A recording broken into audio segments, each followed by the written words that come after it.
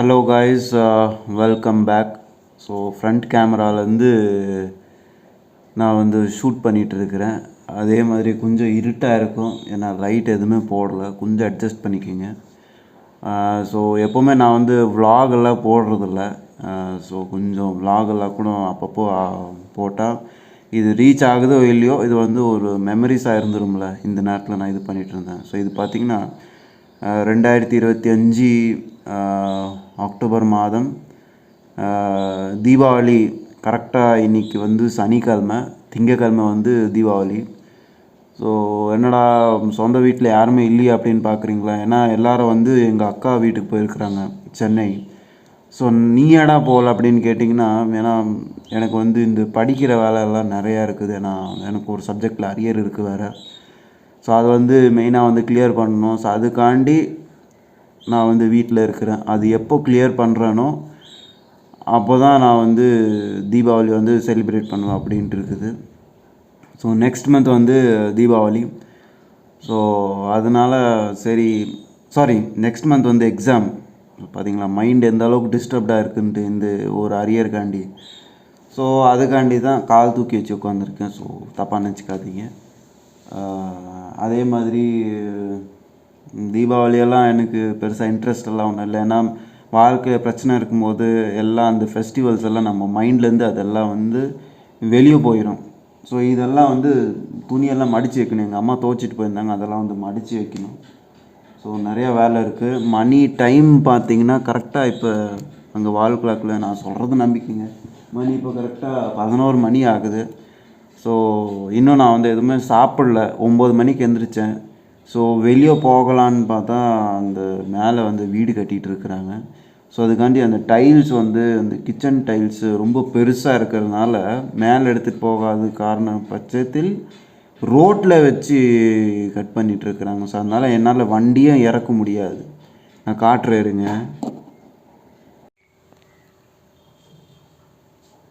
இதா என்னோடய வண்டி.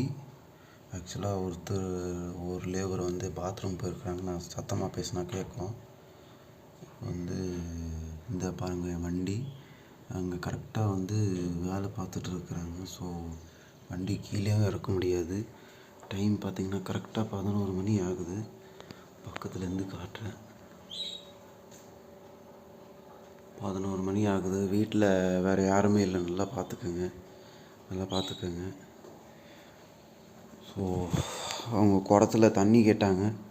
ஸோ அதுதான் தண்ணி கொடுத்துட்டேன். இப்போ தண்ணி இதில் ஃபில் ஆகிட்டுருக்குது. ஸோ சாப்பிட்றதுக்கும் வேறு எதுவுமே இல்லை. சரியான பசி வேறு. 9 மணிக்கு எழுந்திரிச்சேன். 2 மணி நேரமாக சும்மா உட்காந்துட்ருக்கேன். சரி போகலான்னு சொல்லி சரி இவங்க எப்போ தான் எடுப்பாங்கன்னு பார்த்தா இவங்க கட் பண்ணிகிட்டே இருக்கிறாங்க, எடுக்கவே மாட்டேங்கிறாங்க ஒரு இடத்துல இருந்து. சரி வாங்க ஒரு விஷயத்த நம்ம பேசுவோம்.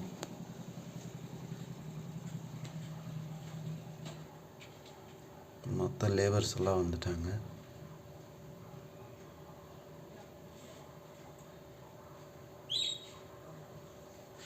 வண்டி எடுக்கிறதும் கஷ்டம்தான். ஸோ இப்போ ஒரு விஷயத்தை பற்றி பேசலான்ட்டு இருந்தேன். ஆக்சுவலாக நான் படிக்கிறது அண்ணா யூனிவர்சிட்டியோட அஃபிலேட்டட் காலேஜ். சரிங்களா, நான் பேர் சொல்ல வரல. ஸோ அந்த காலேஜ் பற்றி நான் எதுவுமே சொல்ல வரல. காலேஜ் ஓகே தான். சரிங்களா, இப்போ நான் சொல்ல விஷயம் அண்ணா யூனிவர்சிட்டியில் இருக்கிற ஒரு பிரச்சனை. இப்போ எனக்கு ஒரு சப்ஜெக்டில் அரியர் இருக்குதுன்னு சொன்னேங்க இல்லையா? ஸோ அந்த சப்ஜெக்டில் தான் சப்ஜெக்ட் பேர் டிஸ்க்ரீட் மேத்தமேட்டிக்ஸ். ஓகேங்களா, இந்த இன்ஜினியரிங் படிக்கிறவங்களுக்கு தெரியும் டிஸ்க்ரீட் மேத்தமேட்டிக்ஸ்னால் என்ன சப்ஜெக்ட் அப்படின்ட்டு. டிஸ்க்ரீட் மேத்தமேட்டிக்ஸ் அந்த பேர்லேயே உங்களுக்கு தெரியுது, மேத்ஸோட சப்ஜெக்ட். சரிங்களா, ஸோ அந்த சப்ஜெக்ட் இருக்கிறதுலையே M1 சொல்லுவாங்க பொதுவாக. ஸோ M1 M2 M3 இருக்குது அந்தந்த செமிஸ்டரில். ஸோ M1 M2 நான் படித்ததில்லை, ஏன்னா நான் லேட்ரல் என்ட்ரி. ஸோ M1 ரொம்ப கஷ்டமாக இருக்கும், என் ஃப்ரெண்டு சொல்லுவான். சரிங்களா, அதே மாதிரி M3யும் ரொம்ப கஷ்டம். அதில் ஜெயிக்கிறது ரொம்ப கஷ்டம். ChatGPTயில் எடுத்து விசாரித்து பார்த்தா அந்த சப்ஜெக்ட் 5 சப்ஜெக்ட்டுக்கு சமம். சரிங்களா அப்படின்ட்டு வந்து ChatGPT சொல்லுது. ஸோ இப்போ வந்து என்ன பிரச்சனைனா, இப்போ நானும் என் ஃப்ரெண்டும் வந்து 3rd செமிஸ்டரில், அதாவது செகண்ட் இயரில் இருக்கிற 3rd செமிஸ்டரில் எங்களுக்கு வரோம், சரிங்களா. ஸோ இப்போ நான் வந்து ஃபைனல் இயர், எனக்கு வந்து 7th செமிஸ்டர் வந்து ஓடிட்டுருக்குது, ஓகேங்களா. ஸோ அந்த 7th செமிஸ்டரில் வந்து இப்போ 6th செமிஸ்டர் முடிச்சு இப்போ 7th செமிஸ்டர் இப்போ ஓடிட்டுருக்குது. இப்போ அடுத்த மாதம் எங்களுக்கு 7th செமிஸ்டர் எக்ஸாம், ஓகேங்களா. ஃபைனல் இயர் பாதி முடிஞ்சு சொல்ல போகலாம். ஸோ அந்த சப்ஜெக்ட் வந்து எங்கள் 2 பேர்த்தால், நிறைய பேர்த்துக்கு அரியர் இருக்குது, நிறைய பேர் கிளியர் பண்ணிட்டாங்க. ஸோ என் ஃப்ரெண்ட், இப்போ எனக்கு வந்து அரியர் இருக்குது, எனக்கு வந்து கிடைச்சது, நான் மார்க் ரொம்ப ஓப்பனாக சொல்ல போகிறேன்.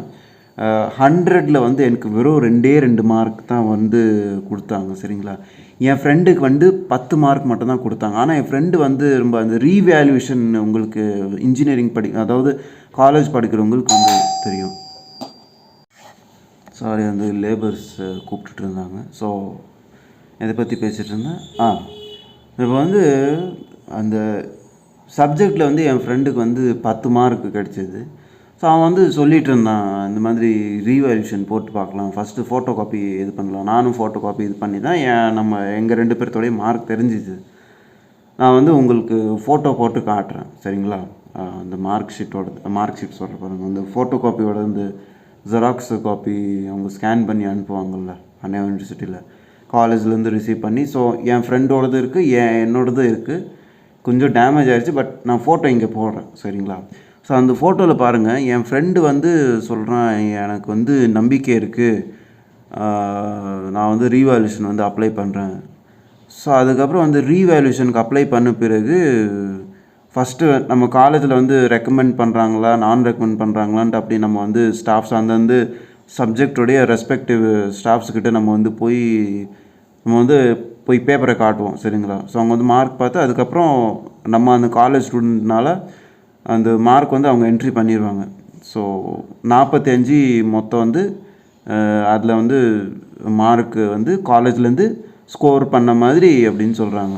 அதுக்கப்புறம் ரீவேல்யூஷன் அப்ளை பண்ணால் 45 ப்ளஸ் இன்டர்னல் மார்க் ஒரு 15 இருந்தால் 60. ஸோ 60 இருந்தால் B+ அப்படின்ட்டு வந்து போட்டுருவாங்க. ஸோ அது ரீவேல்யூஷன் பண்ணோன்னே அது வந்து அப்ளை பண்ணிட்டாங்க. ஸோ எனக்கு வந்து இப்போது ஒரு விஷயம் எனக்கு புரியலை. ஸோ இப்போ ரீவேல்யூஷன் அப்ளை பண்ணி இதே பேப்பரு 10 மார்க் கொடுத்த பேப்பர் ஏன் அப்போவே வந்து அவங்க கரெக்ஷன் பண்ணி ஏன் அவங்க பாஸ் போடுறதில்ல? அப்போது இதில் தப்பு யாரோடது? என் ஃப்ரெண்டோடதா, இல்லை அந்த வாத்தியாரோடதா, இல்லை அண்ணா யூனிவர்சிட்டியில் மார்க் என்ட்ரி பண்ணுறவங்களோட இதுவா? கண்டிப்பாக அந்த திருத்துறவங்களோட தானே. இங்கே நான் வந்து யாருமே தப்பாக சொல்ல, இது வந்து ஒருத்தரோட வாழ்க்கை பிரச்சனை இது. ஏன்னா ஒரு சப்ஜெக்டில் அரியர் இருந்தாலும் நம்மளுக்கு வந்து டிகிரி சர்டிஃபிகேட் வராது. டிகிரி சர்டிஃபிகேட் இல்லைன்னா நம்மளுக்கு வந்து வேலை கிடைக்காது.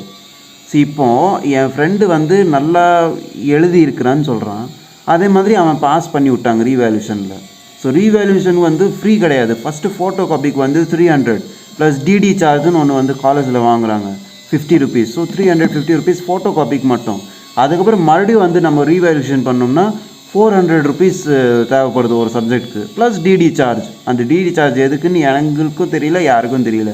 யாருக்காவது தெரிஞ்சால் கண்டிப்பாக வந்து கமெண்ட் பண்ணுங்கள், சரிங்களா. ஸோ அது 450 வந்து மறுபடியும் வந்து ரீவேல்யூஷனுக்கு அப்ளை பண்ணி அதுக்கப்புறம் பாஸ்போர்ட் விட்றாங்க, சரிங்களா. ஸோ இப்போ வந்து ஏன் எனக்கு புரியல. ஸோ இப்போது ரீவேல்யூஷனுக்கு அப்ளை பண்ணி நம்மளுக்கு வந்து பாஸ்போர்ட் விட்றாங்கன்னா, ஸோ அந்த சப்ஜெக்ட் வந்து ஏன் முன்னாடியே நம்மளுக்கு வந்து பாஸ்போர்ட் விட மாட்டேங்கிறாங்க? அப்போது சில பேர் வந்து அரியர் வந்துச்சுன்னா அப்படியே விட்டுறாங்க. ஏன்னா ஃபோட்டோ காப்பிக்கு, எதுக்கு ஃபோட்டோ காப்பிக்கு? ஸோ அந்த பேப்பர் வந்து பாஸ் ஆகுற அளவுக்கு ஒர்த் இருந்தாலும் நம்மளுக்கு வந்து தெரியாமல் போயிடும்ல. நிறைய பேர்த்துக்கு அதுதான பிரச்சனையே. ஏன்னா எல்லாரும் வந்து பணக்கார கிடையாது, சரிங்களா. ஸோ சில பேர் வந்து ஸ்காலர்ஷிப்பில் படிக்கிறாங்க. ஸ்காலர்ஷிப்பில் நிறைய டைப்ஸ் இருக்குது, சரிங்களா. ஃபஸ்ட் கிராஜுவேட் இருக்குது, 7G என்னமோ ஒன்று சொல்லுவாங்க, ஏன்னா எனக்கு தெரியாது கிளியராக. அப்புறம் வந்து PMSS ஸ்காலர்ஷிப் இருக்குது. ஸோ அந்த மாதிரிலாம் நிறையா இருக்குது. ஸோ நிறைய பேர்த்துக்கு கிட்ட வந்து காசு இல்லை. ஸோ ஒவ்வொரு சப்ஜெக்ட்டுக்கு இந்த மாதிரி காசு அள்ளி இது பண்ணாங்கன்னா எங்கே தான் போவாங்க? எனக்கு அதான் புரியல. ஸோ திருத்துறவங்க கண்டிப்பாக வந்து கொஞ்சம் பார்த்து திருத்துங்க, அவ்வளோதான் நான் வந்து சொல்ல வரேன். பார்த்து திருத்துங்க. அவ்வளோதான். ஏன்னா இதுக்கு மேலே எதுவும் சொல்ல வரல. ஏன்னா ஒவ்வொருத்தவங்களும் வந்து கஷ்டப்பட்டு படிச்சுட்டு இருக்கிறாங்க. கஷ்டப்பட்டு எந்த எக்ஸாம் எழுதும்போது ரொம்ப கஷ்டமாக இருக்கும். ஏன்னா அந்த 3 மணி நேரம் நிற்காம டைம் இருக்காது. 3 மணி நேரம் நிற்காம நம்ம வந்து எழுதுகிறோம். நான் வந்து ரொம்ப அட்வைஸ் பண்ணுறேன்னு நினைக்கிறேன், ரொம்ப பேசுகிறேன்னு நினைக்கிறேன். பட் இது வந்து எனக்குள்ளே இருக்கிற ஃபீலிங்ஸ். ஏன்னா நான் வந்து அதை ஃபேஸ் பண்ணிகிட்ருக்கிறேன். ஒவ்வொரு சப்ஜெக்டும் வந்து ரொம்ப கஷ்டப்பட்டு கிளியர் பண்ணிகிட்ருக்குறோம். ஸோ இப்போது என் ஃப்ரெண்டு வந்து கிளியர் பண்ணிட்டான். நான் வந்து ஒத்துக்கிறேன், நான் வந்து கிளியராக படிக்கலை. ஸோ நான் வந்து படித்து எப்படியாவது வந்து எழுதுனேன். நான் அட்லீஸ்ட் நான் எழுதுறது கொஞ்சம் நல்லா பார்த்து கொஞ்சம் மனசாட்சின்னு வச்சு கொஞ்சம் மார்க் போட்டு பாஸ் பண்ணி விடுங்க. ஏன்னா மார்க் போட்டு தான் நம்ம வந்து பாஸ் பண்ணி தான் நமக்கு டிகிரி கிடைக்கணும்னா அது எவ்வளோ பெரிய ஒரு பொறுப்பு உங்களுக்கும். ஸோ கண்டிப்பாக வந்து ஒருத்தரோட வாழ்க்கையை வந்து வேஸ்ட் பண்ணாமல் மார்க் போட்டு எப்படியாவது தயவு செஞ்சு பாஸ் பண்ணி விடுங்க. ஒன்றுமே இல்லாத பேப்பருக்கெல்லாம் ஃபெயில் பண்ணி வேணால் விடுங்க. ஆனால் எழுதின பேப்பர் அட்லீஸ்ட் ஏதோ ஒன்று எழுதி இருக்கிறானே அதுக்காண்டினாச்சு ஒரு மனிதாபமாக நான் வந்து மார்க் போட்டு விடணுன்னு உங்களுக்கெல்லாம் தோணலையா? ஸோ இதை வந்து சொல்லான்ட்டு இருந்தேன், சொல்லியாச்சு. நான் வந்து என்ன பண்ணுறது, எனக்கு வந்து உள்ளுக்குள்ளே ஒரு ஃபீலிங்ஸ் இருக்குது. சரி, ஓகே, மற்ற விஷயத்த நம்ம வந்து பார்க்கலாம். ஏன்னா எனக்கு பசியும் எடுக்குது. சரி, ஓகே, மற்றபடி அந்த பிரச்சனை விடுங்க. இதை பாருங்கள், தீபாவளி வைப்ஸு, ஷோரூமு, இன்னும் ஊருக்குள்ளெல்லாம் காட்டல. ஊருக்குள்ளெல்லாம் அங்கெல்லாம் படமே எடுக்க முடியாது.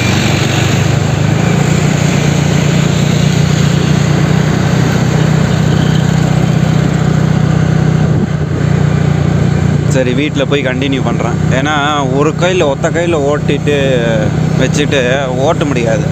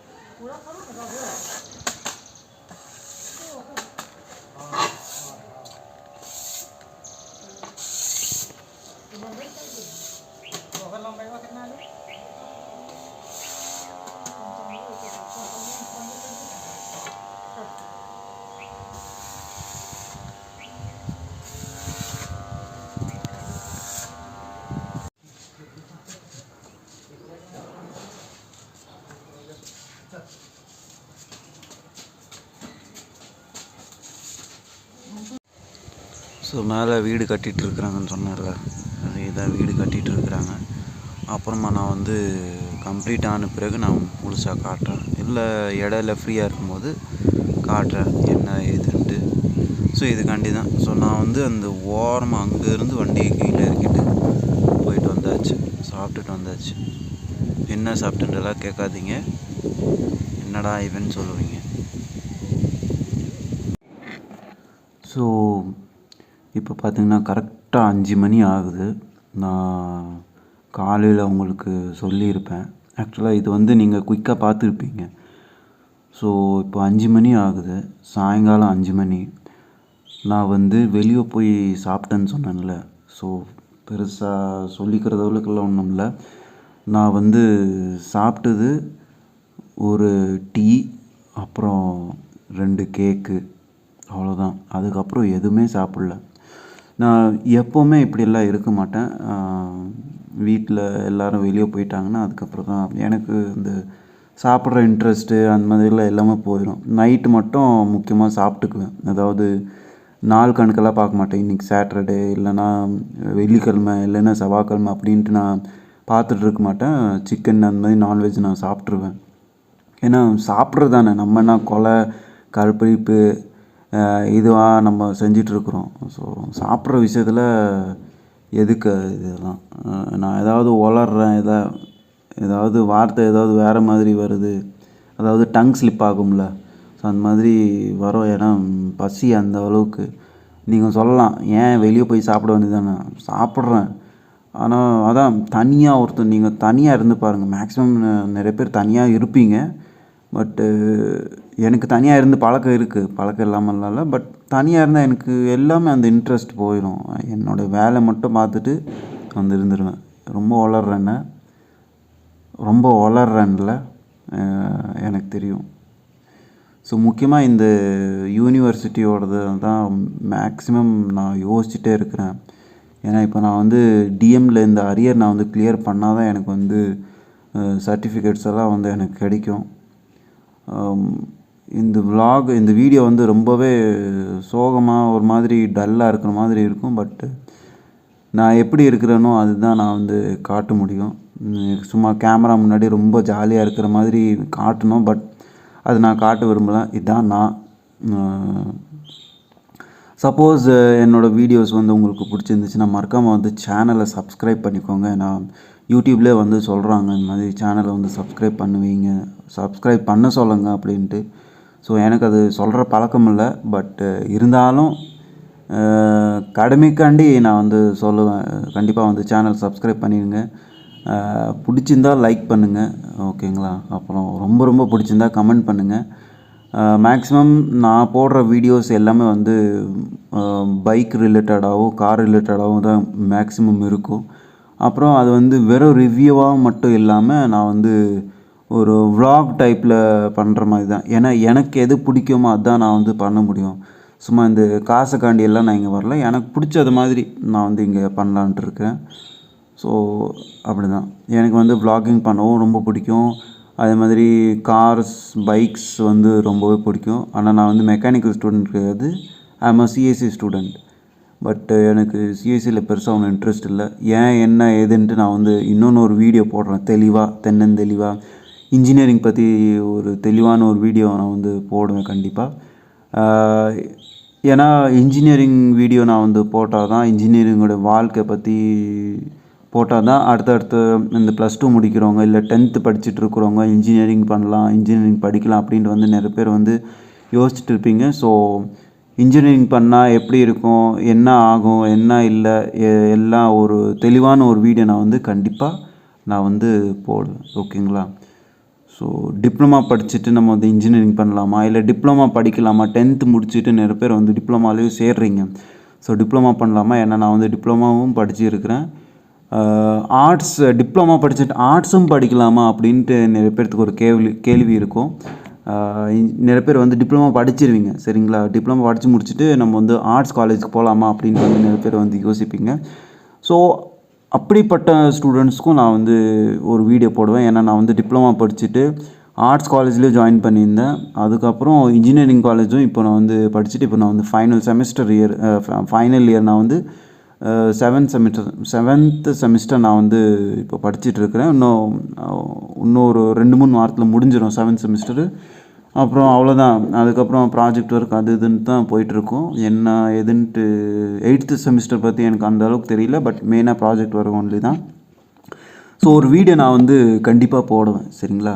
கண்டிப்பாக வந்து ஒரு வீடியோ போடுவேன் தெளிவாக இன்ஜினியரிங் பற்றி.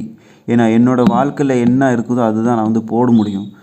அதே மாதிரி எனக்கு பிடிச்ச விஷயங்கள் மட்டும்தான் நான் போட முடியும். அப்புறம் என் வாழ்க்கை வந்து உங்களுக்கு கண்டிப்பாக நான் வந்து காட்டுவேன். இந்த மார்க் என்னன்ட்டு உங்களுக்கு சில பேர்த்துக்கு தெரியும், சில பேர்த்துக்கு தெரியாது. இது வந்து சிக்கன் பாக்ஸ் வந்துருந்துச்சு கரெக்டாக எனக்கு லேப் எக்ஸாம் அப்போ. சிக்கன் பாக்ஸ் அப்போ யாரும் வெளியே போகக்கூடாதுன்னு சொல்லுவாங்க. பட் எனக்கு லேப் எக்ஸாம் அப்போ எனக்கு சிக்கன் பாக்ஸ் வந்துருச்சு. இங்கேருந்து எனக்கு காலேஜ் வந்து எனக்கு 62 கிலோமீட்டரு. டெய்லி அப் டவுன் பண்ணுவேன். இங்கேருந்து நான் திண்டுக்கல் போவேன். நான் இருக்கிறது பழனி, ஓகேங்களா? பழனியில் அடிவாரத்துலேயும் வீடு இருக்குது, இன்னொன்று ஒரு வீடு இருக்குது.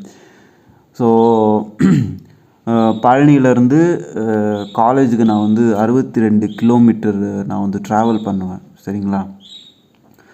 ஸோ நீங்கள் கேட்கலாம், பஸ்ஸில் போகலாமே. பஸ்ஸில் வந்து போனால் கண்டிப்பாக நான் காலேஜுக்கு டயத்தோடு நான் போக முடியாது. ஏன்னா இப்போ 62 கிலோமீட்டர்ஸ் ட்ராவல் பண்ணுறது ரொம்ப ஒரு சாதாரணமான ஒரு விஷயம் கிடையாது, சரிங்களா? அதாவது ஒரு நாள் போயிட்டு வந்தால் தெரியாது, டெய்லி போயிட்டு வந்தால் தான் தெரியும் அதனோட வலி, அப்புறம் அந்த கஷ்டங்கள் எல்லாம். ஸோ காலேஜ் பஸ் இருக்கா இல்லையான்னு கண்டிப்பாக கேட்பீங்க. அதில் தான் ஒரு ட்விஸ்ட்டே. அதாவது செகண்ட் இயர் லேட்ரல் என்ட்ரி, ஓகேங்களா. செகண்ட் இயர் லேட்ரல் என்ட்ரி 2023 நான் ஜாயின் பண்ணியிருந்தேன். அப்போல்லாம் காலேஜ் பஸ்ஸே கிடையாது. இப்போது நான் 7th செமிஸ்டர் இப்போ நான் முடிக்க போகிறேன். இன்னொரு 3 வாரம் தான் மேக்ஸிமம் அஃபிஷியலாக எனக்கு வந்து காலேஜ். ஸோ அஃபிஷியலாக ஜாயின் பண்ணதில் அதாவது அஃபிஷியலாக இப்போ ஒரு 3 வாரம் தான். இப்போ வந்து காலேஜ் பஸ் விட்டுருக்குறாங்க பழனிக்கு. பட் இதுவரையும் நான் பார்க்கல காலேஜ் பஸ், நான் இது வரைக்கும் பார்க்கல. ஆர்விஎஸ் காலேஜ் பஸ் வருதுன்ட்டு அப்படி இதுவரையும் நான் பார்க்கல. பட் அஃபிஷியலாக நோட்டீஸ் எல்லாம் விட்டுருந்தாங்க, குரூப்லேயும் நான் பார்த்துருந்தேன். பட் இதுவரையும் வந்து நான் வந்து பார்க்கல காலேஜ் பஸ்ஸு. ஸோ தான் படிச்சுட்ருக்கிறேன். பட் காலேஜ் பற்றி சொல்லணும்னா நான் காலேஜ் பற்றியும் தனியாக ஒரு வீடியோ போடுறேன். எப்படிப்பட்ட காலேஜில் நான் படித்தேன், என்ன காலேஜில் படித்தேன். அஃபிலேட்டட் வந்து கண்டிப்பாக அண்ணா யூனிவர்சிட்டி தான். நான் அது வளரேன்னா பசியில் கண்டிப்பாக நம்ம வந்து வளரும்ல, அதுதான். ஸோ அடுத்து இன்னும் ஒரு வாரத்துக்கு கண்டினியூஸாக வந்து வீடியோ வந்துகிட்டே இருக்கும். ஏன்னா வீட்டில் யாருமே இல்லையா. ஸோ வீட்டு ஆளுங்க முன்னாடி வீடியோ பண்ணுறது வந்து என்னால் முடியாது, ஆனால் அது பாசிபிள் இல்லை. ஏன்னா நான் வந்து இப்போ படிச்சுட்டு இருக்கிறேன், ஸ்டூடெண்ட்டாக இருக்கிறேன். ஸோ நீங்கள் வந்து கேட்கலாம், ஸ்டூடெண்ட்டாக இருக்கிறது ஏன் வீடியோ போடக்கூடாது அப்படின்ட்டு. எனக்கு அது கம்ஃபர்டபுளாக இல்லை. ஏன்னா யார் வீடியோ பண்ணுறீங்களோ, யார் விலாகிங் பண்ணுறீங்களோ அவங்களுக்கு எல்லாத்துக்கும் தெரியும், வீட்டு ஆளுங்க முன்னாடி கம்ஃபர்டபுள் ஆகுறது கொஞ்சம் கஷ்டம்தான். வெளி உலகத்துலேயும் நம்ம வந்து வீடியோ இப்படி எடுக்கிறது வந்து கொஞ்சம் கஷ்டம்தான். ஸோ அது வந்து கொஞ்சம் டைம் ஆகும். ஏன்னா எனக்கு வந்து வாழ்க்கையில் நிறைய பிரச்சனைகள் ஓடிட்டுருக்குது. போக போக வந்து நான் வந்து காட்டுறேன். அது மாதிரி மேலே வீடு கட்டிகிட்டு இருக்கிறோம், வீடும் வந்து நான் வந்து காட்டுவேன். ஒரு சில லைட்டாக நான் வந்து உங்களுக்கு காட்டுவேன். ஓகே,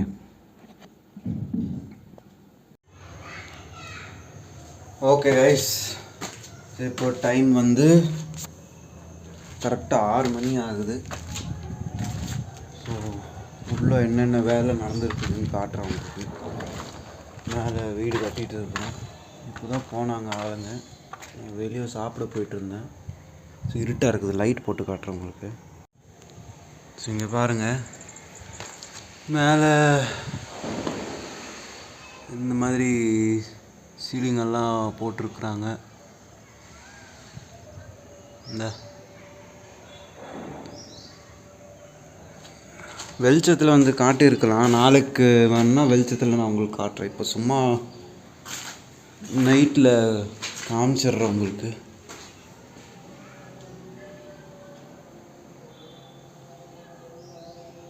டைல்ஸ் எல்லாம் போட்டாச்சு.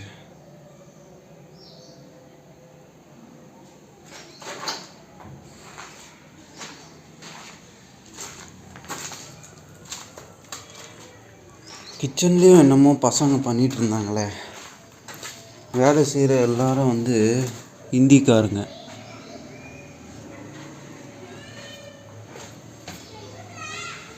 ஓ, கிச்சன் டைல்ஸு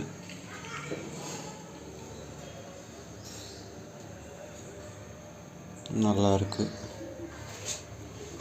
இங்கே பேசின் வரமே, உங்கள் பாட்டுக்கு முழுசாக போட்டாங்க.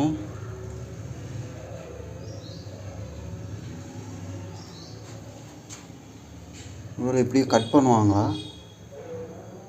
இந்த இடத்துல அந்த வாஷ் பேசின் வரும், ஃபுல்லாக போட்டுருக்குறானுங்க. கட் பண்ணுவாங்கன்னு நினைக்கிறேன், இல்லைன்னா வாஷ் பேசின் எங்கே வைக்கிறது. பட் டைல்ஸ் வேறு லெவலு. ஏன்னா ஒயிட்டு சூப்பர் கலரு.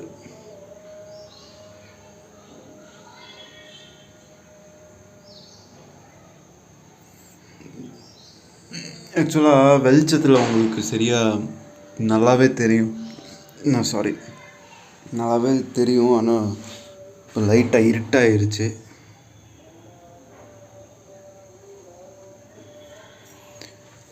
அடுத்தது இது வந்து மேலே ஸ்டோரு. ஆக்சுவலாக கீழே இருக்கிற மாதிரி தான் மேலேயும் வந்து கட்டியிருக்காங்க. ஒரு லைட் இல்லையா, அதனால தான் வந்து பெரிய தொல்லை. டைல்ஸ் ரொம்ப நல்லா இருக்குது, நல்லா ஒயிட்டு இது.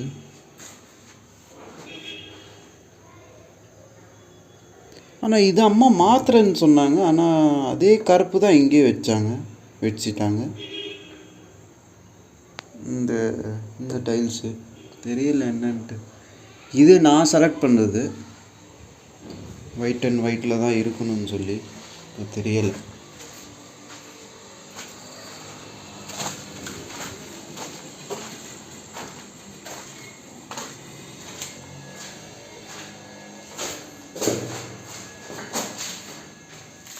இங்கேயும் வச்சுட்டானுங்க டைல்ஸு. கம்ப்ளீட் ஆன பிறகு தான் உங்களுக்கு காட்ட முடியும், அப்போ தான் நல்லாயிருக்கும். ஓகே, இங்கேயும் பிளாஸ்டர் பண்ணிட்டாங்களா? ஏன்னா இங்கே பிளாஸ்டர் பண்ணி இருக்கலை, பண்ணி ரொம்ப நாள் ஆயிடுச்சுன்னு நினைக்கிறேன். அதாவது ஒரு 4 நாளுக்கு மேலே இருக்குதுன்னு நினைக்கிறேன். 4 நாளா, ரொம்ப நாள் இருக்குதுன்னு நினைக்கிறேன். ஏன்னா இந்த பக்கம் நான் எட்டியும் பார்க்குறதில்ல, அதனால் ஏன்னா வேலை வந்து ரொம்ப ஸ்லோவாக போயிட்டுருக்குது, அதனால தான். இன்னும் நிறையா வேலை இருக்குது. இங்கே டைல்ஸு கீழே ஃப்ளோரில் இங்கேயும் டைல்ஸ் வரும்.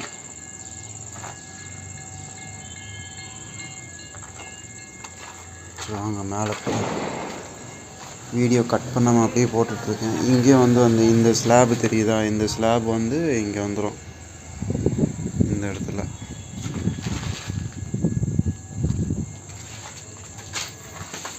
அப்புறம் இது மேலேக்கு போகிற வழி.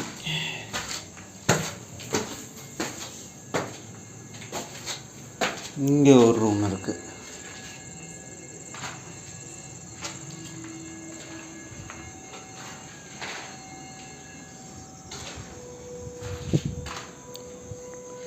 இந்த ரூம் ஃபுல்லாக க்ளீன் பண்ணிட்டானுங்க,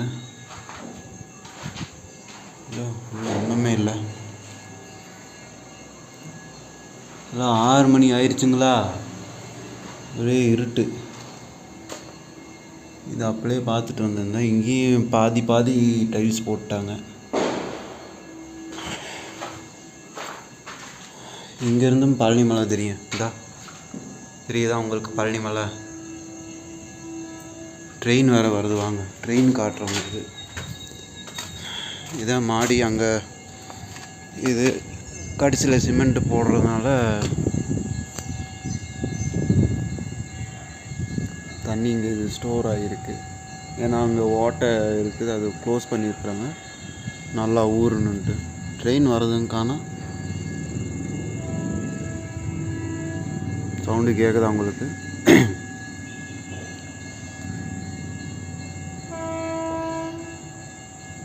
ஆக்சுவலி இதுக்கு மேலே மாடி இருக்குது. இது அதை காட்டினா இன்னும் நல்லா தெரியும்.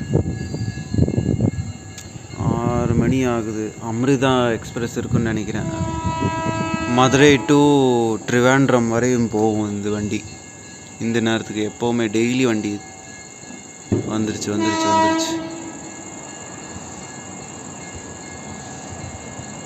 இந்த போது பாருங்க, அமிர்தா எக்ஸ்பிரஸ் டெய்லியும் போகும் இந்த நேரத்துக்கு.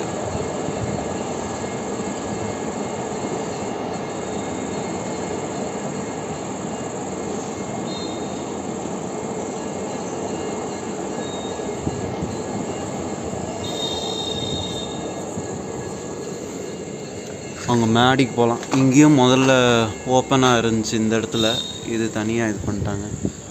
ஸோ இப்படி தான் போகணும். வாங்க இருங்க, செல்லு தண்ணிக்குள்ளே விழுந்துருச்சுன்னு அது வேறு பிரச்சனையாக போயிடும். மேலே ஏறிட்டு நான் உங்களுக்கு பார்க்குறேங்க. ஸோ இப்போ மேலே வந்தாச்சுங்க. இப்போ வந்து ஒரு சூப்பர் வியூ காட்டுறேன். நிறைய பேர் வந்து ரொம்ப தூரத்துலேருந்து வருவீங்க பழனி முருகனை பார்க்கணுன்ட்டு. எனக்கு ஒரு அதிர்ஷ்டம், நான் கொடுத்து வச்சுவேன்.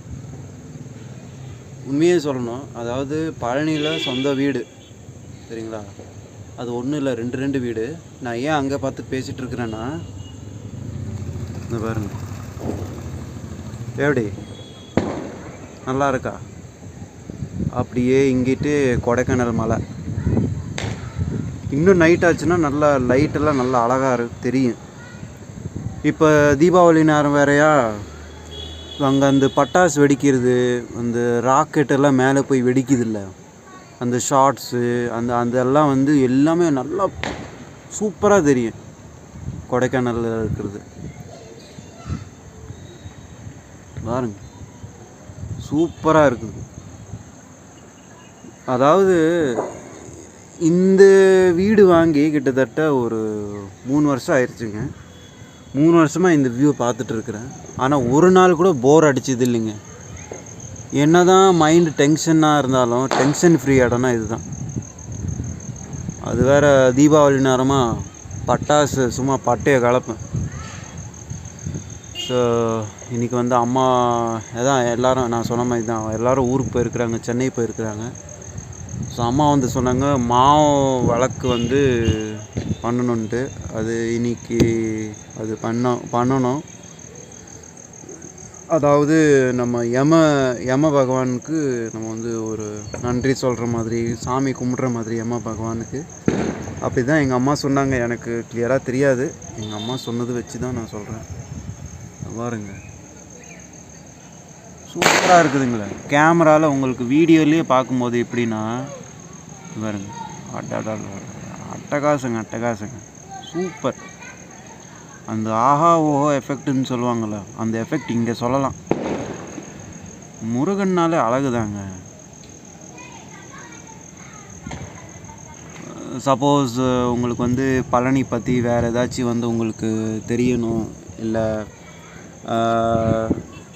ஏதாச்சும் பழனிக்கு வரீங்க, பழனி பற்றி தெரியணும்னா அதாவது கார் பார்க்கிங். இப்போ தான் நான் வெளியே போயிட்டு வந்தேன். ஸோ போயிட்டு வந்ததில் ஒருத்தர் கேரளா ஃபேமிலி, சரிங்களா, அவங்க வந்து கார் பார்க்கிங் எங்கேன்னு கேட்டாங்க. ஆக்சுவலாக அவங்க என்ன பார்த்ததுக்கும் கார் பார்க்கிங்க்கும் சரியான டிஸ்டன்ஸு. ஸோ புதுசாக வரவங்களுக்கு தெரியாதுல்ல. ஸோ நான் வந்து அது காமிச்சிட்டேன் எங்கே. அது என்னை ஃபாலோ பண்ணுங்க. ஏன்னா நான் வாயால் சொன்னால் உங்களுக்கு கண்டிப்பாக புரியாது. ஏன்னா புதுசு, ஏன்னா எனக்கு தெரியும் புதுசு, அது கண்டிப்பாக புரியாது. ஸோ அதனால் நான் வந்து போய் நான் உங்களுக்கு காமிச்சு கொடுத்துட்டேன். ஸோ ஓகே அப்படின்ட்டு. ஸோ அதனால் நீங்கள் சப்போஸ் எப்போ நீங்கள் பழனிக்கு வரீங்களோ, இல்லை இது பற்றி பழனி பற்றி ஏதாச்சும் வீடியோ பண்ணணுன்னாலும் கேளுங்க. நான் கார் பார்க்கிங் எங்கே இருக்குது என்ன ஏதுன்னு நான் உங்களுக்கு வீடியோவாகவே நான் உங்களுக்கு எடுத்துடுறேன். அதாவது இங்கே தான் கார் பார்க்கிங்கு, இங்கே கார் வச்சுட்டு நீங்கள் வந்து நடந்து போய்க்கலாம். இல்லை அந்த தேவஸ்தானமோட ரூம்ஸ் நிறைய பேர் வந்து கேட்பீங்க. ஸோ அந்த ரூம்ஸ் எல்லாம் எங்கே இருக்குது அதெல்லாம் நான் வந்து காமிச்சிடுறேன். கிரி வீதியில் சைக்கிள், முதல்லலாம் வந்து சைக்கிள், கார், பைக் எல்லாம் அலௌடு இருந்துச்சு. இப்போது எதுவுமே அலௌடு கிடையாது. கிரிவலம் சொல்லுவாங்கள்ல, கிரிவலம் இல்லைன்னா கிரி வீதி ரெண்டுமே ஒன்று தான். ஸோ முதல்ல அலௌடு இருந்துச்சு. இப்போது கிட்டத்தட்ட ஒரு 1.5 வருஷமாக வந்து 2 வருஷம்னே வைங்க, 2 வருஷமா அப்படி தான் அது அலௌடு இல்லை. ஸோ அதனால் பழனிக்கு சப்போஸ் நீங்கள் வரீங்கன்னா ஒரு கமெண்ட் மட்டும் போட்டுருங்க, இந்த மாதிரி நான் வரேன், இல்லை இந்த மாதிரி டீட்டெயில்டாக வீடியோ வேணும்னாலும் சொல்லுங்கள். இங்கே தான் நிற்கிறேன், இதுதான் என்னோடய வீடு, இது தெரு, சரிங்களா. முதல்லலாம் பழனிமலை தெரியாது. இப்போ இந்த 2 மாடி கட்டுனதுனால நல்லா அழகாக தெரியுதுங்க. அங்கிட்டு தூரத்தில் இன்னும் லைட்டு போடலைங்க. தூரத்தில் அந்த மரமெல்லாம் தெரியுதுங்களா, அங்கே வந்து ஹைவேஸ். அது அந்த லைட்டெல்லாம் தெரியுதுங்களா, அது ஆக்சுவலாக ஹைவேஸ். அது அந்த நாகப்பட்டினம் கோயம்புத்தூர் ஹைவே, இந்த திண்டுக்கல் போகும்ல அந்த ஹைவேஸ்.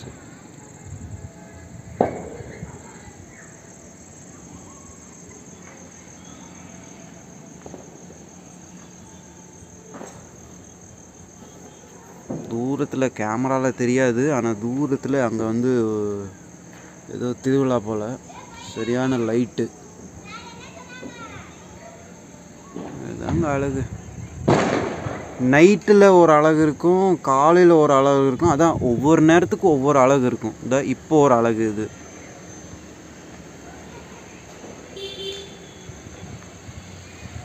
ஆக்சுவலாக பழைய வீட்டிலேருந்து இன்னும் நல்லா அழகாக தெரியும். என்னோடய பழைய வீடியோஸ்லலாம் பார்த்தீங்கன்னா நான் வந்து வீடியோ எடுத்திருப்பேன் நைட்டில். அது வந்து கரெக்டாக பழனி மலைக்கு சென்டரில் இருக்கும். ஸோ அப்போ வந்து அது நல்லாயிருக்கும். மின்னலை பார்த்தீங்களா,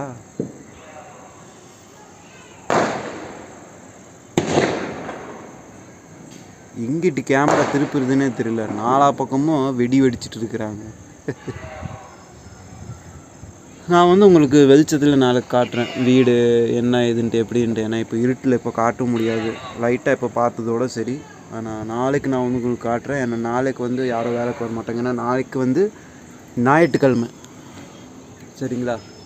அதே மாதிரி நம்ம பைக்கு என்ன நிலமையில இருக்குது, ஸ்கூட்டி ஆல்ரெடி லைட்டாக பார்த்துருப்பீங்கன்னா அது சின்னதாக ஒரு வீடியோ மட்டும் நீங்கள் பார்த்துருப்பீங்க இந்நேரத்துக்கு. ஸோ அதனோட ரிவ்யூவும் நம்ம வந்து பார்த்துடலாம், சரிங்களா? இங்கே ஃபோன் வச்சுக்கலாம், கீழே மட்டும் விழுகாமல் இருந்தால் சரி. ஓகே, ஸோ வீடியோ அவ்வளோதான். இன்னும் தொடர்ந்து வந்து ஒரு வாரத்துக்கு கண்டினியூஸாக வந்து வீடியோ வரும். ஏன்னா எனக்கு வாழ்க்கையில் ஒரு எல்லாத்தோட வாழ்க்கையில் கண்டிப்பாக பிரச்சனை இருக்குது தான். அது எல்லோரும் வந்து சமாளிச்சுட்டு தான் எல்லோரும் வந்து இது பண்ணிகிட்ருக்குறாங்க. என்னோடய ஃபேஸ் தெரியுதா கூட இல்லை. அப்பா சூப்பராக இருந்துச்சு, திருப்புறதுக்குள்ளே போயிடும். ஸோ எல்லாத்துக்கும் வந்து ஹாப்பி தீபாவளி, ஓகேங்களா? So okay, thank you. மறுபடியும் இன்னொரு வீடியோவில் சந்திக்கிறேன்.